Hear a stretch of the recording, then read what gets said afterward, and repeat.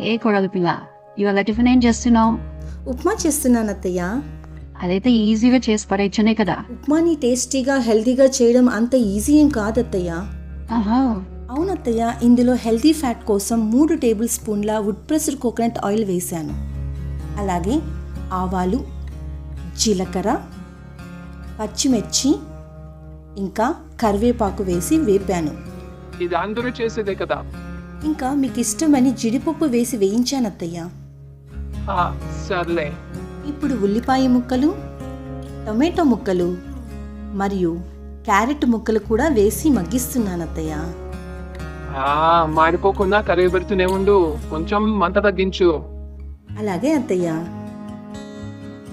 ఇప్పుడు 3 కప్పుల రవ్వకి 6.5 కప్పుల నీళ్లు వేస్తున్నాను అత్తయ్య. ఇంటికి ఉప్మాలకు ఉప్పు వేసావా లేదా? హెల్దీ అని అది కూడా ఎగరగొట్టావా? ఇప్పుడు వేస్తున్నాను అత్తయ్య. 1 టేబుల్ స్పూన్ ఉప్పు వేసి ఎసరు తెల్ల కాగేలాగా చూసుకోవాలి.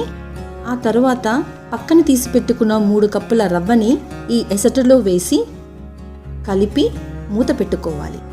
ఒక 5-10 నిమిషాల తర్వాత మూత తెరిచి కలియబెట్టుకొని మళ్ళీ మూత పెట్టి ఉడికించుకోవాలి.